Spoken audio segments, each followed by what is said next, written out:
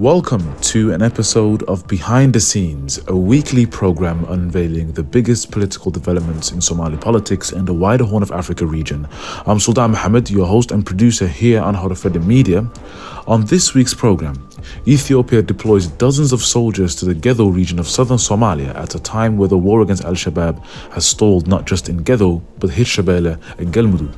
There are also reports confirmed now by the National Security Advisor Hussein Sheikh Ali that foreign troops from Kenya and Djibouti will also be deployed to Somalia outside the ATMIS banner.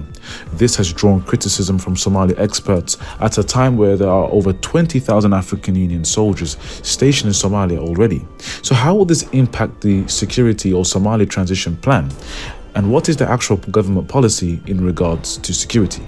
That is the topic on the program today. We hope you find this program very informative. Please like, share, and for similar content, do subscribe to HORUFADHI Media. And please also follow our social media platforms that should appear on the screen any moment. Let's get straight into the news. This week we turn our attention to southern Somalia, where there has been a silent buildup of foreign troops on the border regions with Somali Galbeed, known as Somali State. Addis Ababa deployed dozens of soldiers from the Ethiopian National Defense Forces, known as ENDF, to Gedo region of Jubaland on Wednesday, according to locals in the region. Now, according to reports, the units were accompanied by armored vehicles and tanks, amongst other heavy armament. However, while it is a common story to hear the deployment of foreign troops in Somalia, the deployment of these ENDF troops do not come under the African Union's transitional mission in Somalia, known as ATMIS. In other words, these troops come under the direct orders of the Ethiopian High Command in Addis Ababa, which has drawn criticism from Somali security experts that see this deployment as further incursion on Somali sovereignty, a topic which has been a central point to Somalia's future in recent years with the UN-approved Somali-led security transition plan. Earlier this month, the National Security Advisor to the President, Hussein Sheikh Ali, confirmed that Djibouti, Ethiopia and Kenya would send new troops to Somalia and support forces in the next phase of the military operation against Al-Shabaab. Sheikh Ali emphasized that these troops would join soldiers already serving in the ATMIS mission but would not be part of the mission.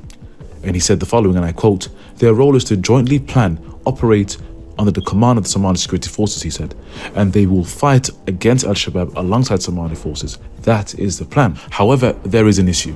You see, as Sheikh Ali pointed out, there are already over 20,000 African Union soldiers deployed in Somalia.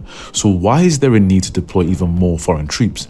A simple question is, why is Villa Somalia and its neighboring allies not utilizing the readily available force station in Somalia, which comprises of the necessary forces needed and of the troops of the countries mentioned by the National Security Advisor, which includes Kenya, Djibouti and Somalia, which comprise of a major bulk of the African Union mission in Somalia. The Somali government, alongside local clan militia known in the Somali language as Ma'awisley, have been fighting Al-Shabaab militants on multiple fronts in the federal states of Galmudug and Hirshabelle for months now, liberating dozens of towns, cities and strategic regions that were previously under militant control.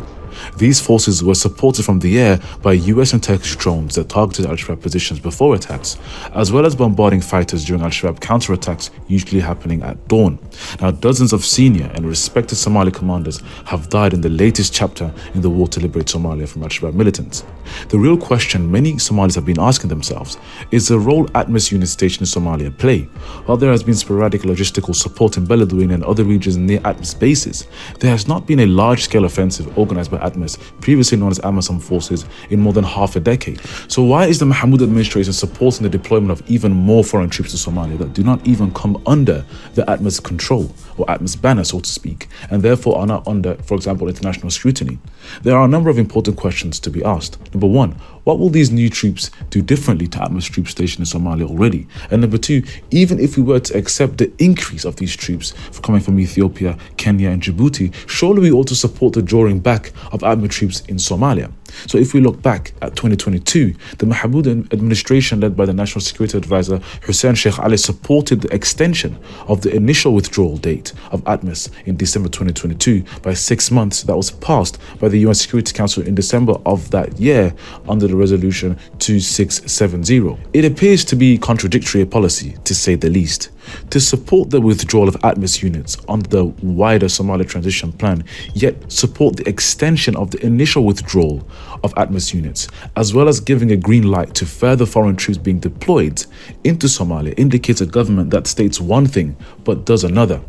The real question is, what is the actual security policy of Villa Somalia under Hassan Sheikh Mohamud? To make matters worse, the Somali army has already received thousands of soldiers that were freshly trained in Eritrea over the past few years that returned to Mogadishu last year.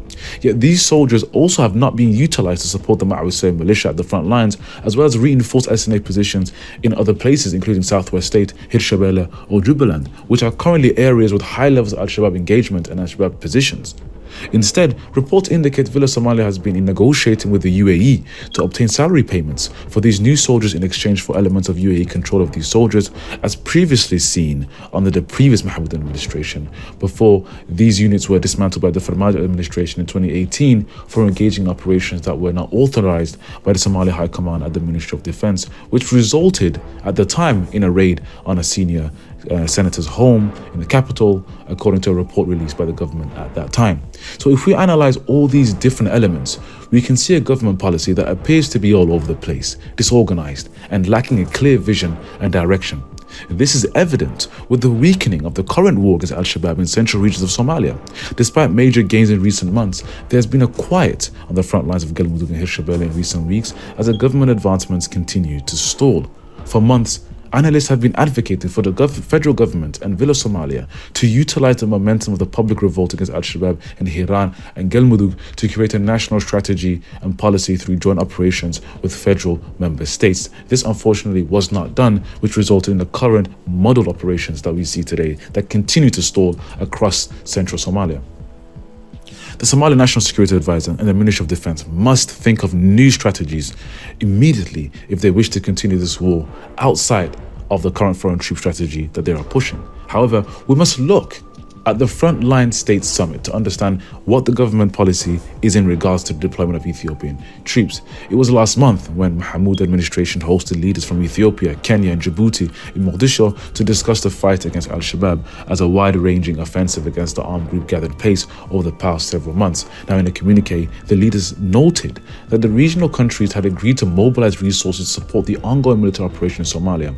They also agreed to jointly plan and organize a robust operational campaign to search and destroy Al-Shabaab on multiple fronts. It seems as though the government intends to launch an attack on Al-Shabaab in partnership with neighboring allies, which is wonderful news. But why support the continued presence of ATMIS units in Somalia? That is a major question the government needs to answer and has failed to answer. There has been no comment from the federal government in Mogadishu, nor has there been any comment from the federal government of Ethiopia on the deployment of these troops in Gedo last week. Now, reports indicate that there will also be an influx of more foreign troops, as I've stated, from Djibouti and Kenya to support this war, this new offensive that's going to be launched by Somalia, according to the Somali government. Now many questions Somali professionals are asking themselves, experts, analysts, journalists, and even just spectators of the Somali political establishment. Many are asking, is it time for Somalia to finally take control of its own security policy? We have the Somali transition plan.